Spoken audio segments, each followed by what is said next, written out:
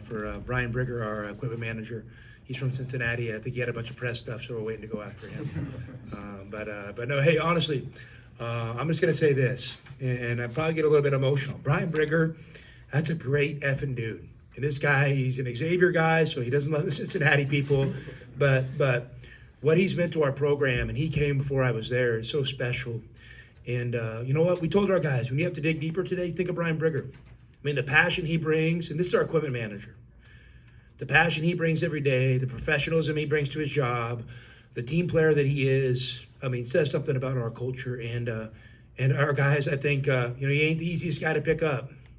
But I think they picked him up after the game in the locker room. You know, I thought we might have to wheelbarrow him out, but they picked him up, and so, hey, I mean, Brian Brigger is someone we love, and you know what? Our love for him helped us dig a little bit deeper today. And I know normally coaches don't start out talking about an equipment manager at a press conference, but this dude's something different. He's special. He's always pretty demonstrative. Was he different out there being able to, as he was home? I mean, I didn't even notice him in the game, but now he's been an amazing tour guide. We've been driving around. He's been pointing to everything, saying what this is, saying what that is, showing us his favorite dive bar because we practiced at Xavier yesterday. And I think he took the guys to a restaurant last night. The guys thought it was like 1.5 stars overrated, but he thought it was like a 6-star restaurant. But yeah, he's been great. It's been great to have him back. And you know what's really cool is he went to Xavier. You know, went out there, worked with Sean, stayed with us, and tonight, you know what, he's fired up. We won, and he's fired up to go watch the Bengals play against the Steelers tonight with his dad at home, which is pretty cool. For Tommy and all you guys, what was the biggest difference between this situation at UCLA a few weeks ago when, you were up? Well, the biggest situation is we found a way, and our guys kind of hung in there. We had a big lead, and it's happened to us before this year. It happened to UCLA a couple weeks ago. We were up 13, and the games get tough. You know, I mean, these other teams are good. They're talented. They amp up the pressure. I thought our guys did a good job of hanging with it. You know, the turnovers crushed us. The offensive rebounding hurt us. But then KJ Lewis made 2 amazing kind of driving plays where he didn't have much at the end. He got on 2 feet, pivoted, and just found a way to will in 2 baskets. And that's what we didn't do against UCLA. We were never able to make that, kind of hold on to that lead a little bit longer. And then the game got tied. I'm down with it. I'm like, come on, we got to find a way on this one. These guys deserve it. They've been amazing, and it'll be a kind of a pivotal moment for our season. And we kind of drew up something out of the timeout that we'd never really done before, and it allowed Jaden Bradley to get downhill and make a layup. The play wasn't necessarily for that, but that was one of the options, and he made a layup, I think, when the game was tied, and we got that 2-point lead, and I think we got to stop, and we were able just to kind of, possession by possession, find a way from there. What did you see from Carter tonight? 14-point season high, true freshman in a pretty raucous environment. I should wear my glasses because I didn't see that. But no, Carter, listen, Carter's really making progress. And the one thing about Carter is, I've told him, I mean, he checks 2 boxes that are really hard to check. He's an elite talent and he has elite character. The game is going to come to him. The refinement's going to come. The experience is going to come. And the progress he's made in the last month has been game-changing for us. And I'm really proud of him because you know what? When you're somebody with Carter's stature and you come to a place like Arizona, the expectations, might be a little unrealistic. Sometimes it works out for freshmen right away. A lot of times it doesn't. And you just got to hang with it. And he's hung with it.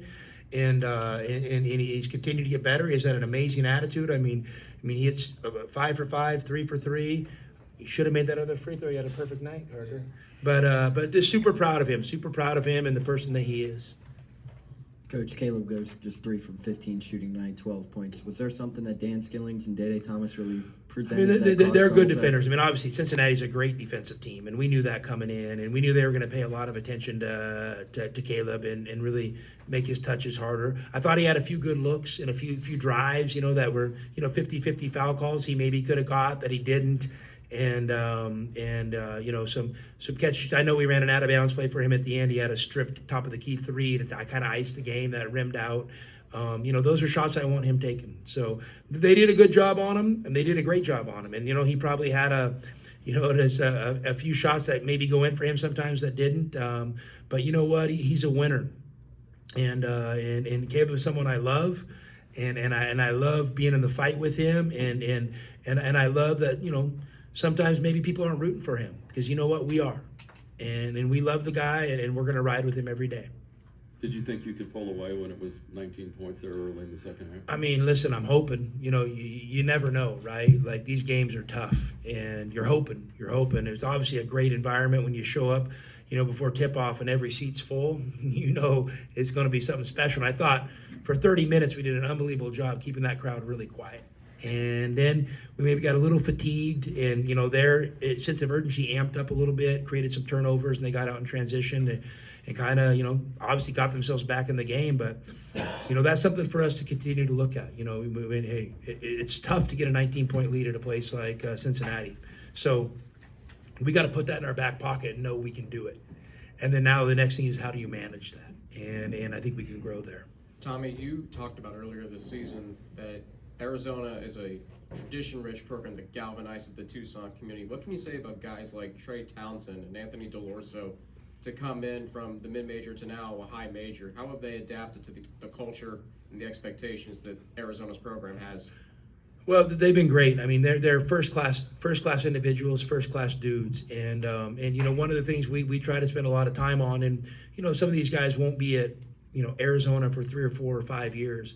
So we really do as good a job as we can educating them on the history and the legacy of Arizona basketball, the former players, the great teams, the tough moments. You know, we spend a lot of time talking about that stuff. There's a lot of conversation between former players and current players, and they've been awesome, and they're helping us so much. Everybody that got on the court today really contributed, which makes this a total team effort. Questions for the players?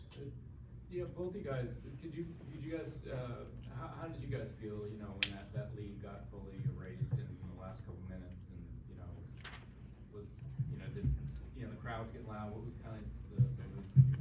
I mean, we just knew we had to pull away with this one. Obviously, we had the UCLA game, so we had experience already from the season. So with this one, we just knew we had to win and, like, stay poised and make play-by-play. I think, like Henri and Coach Lloyd said, it was just one we had to get.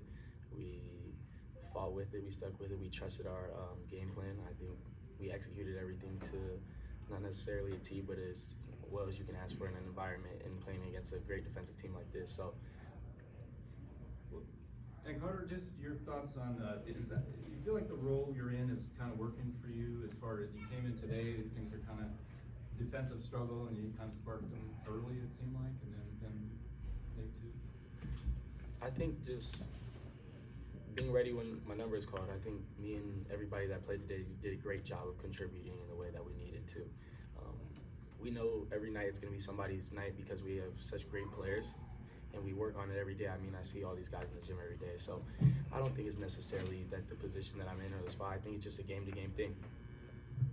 First time playing at Cincinnati since joining the Big 12. What was your guys' thoughts on the environment this afternoon? Loved it. Loved it. It was a great crowd. The seats were sold out. It's fun to play. Anything else? Well, Tommy, Henri, you know, obviously you played more today. Is that maybe an indication things coming? I mean, you're going to rely. I mean, on more the only indication on this team is how the game's going, and you know, Henri's, you know, he's getting better and better, and Henri knows this. I've stuck with him through thick and thin, and I've always been a huge Henri Veesaar fan. You know, he and I have always had great conversations, and you know what? He's finally getting his chance, and with getting his chance, you know, he's getting some game confidence, and so is Carter. I mean, game confidence is a huge deal. To have confidence in games, and you know, you get better in workouts, you get better in practice, but to be able to do it in games really kind of cements it. So I think these guys are taking the next steps as players, and I look forward. They know that I'm going to probably come with 3 or 4 things on film tomorrow that they could do better, and that's just how we operate. What's your thoughts on Tobe had kind of maybe on the other side kind of a rough day out there with the foul? Yeah, I mean, you know, he had a couple tough fouls. You know, the intentional foul or the flagrant foul, and he had another one where he chucked the guy in the lane, and then you know, Henri gets in there. I think Henri was plus 20. I mean, that matters. You know, I mean, I don't know the stats in the moment of the game, but you feel him as a coach, and when you that's got a guy that's plus 20 and helping you move the ball and handling the pressure, I mean, you kind of roll with that guy. And you know, other days it might be Tobe, And so, but Tobe's been getting better and better and better. I mean, his feel for the game, his understanding what we're trying to do is getting better every day as well. And finally, you had, I think both Caleb and Jaden have played like 37, 38 minutes the last couple of games. Is that sustainable, do you feel like, with games being sort of spread out? Or? Well, I mean, the one thing I'm learning about the Big 12 that I guess we weren't doing right early, since kind of our inaugural year, is they have longer timeouts. These timeouts are like 3 minutes. Honestly, it's like the NCAA tournament. So it matters. I mean, that matters. Your guys get rested.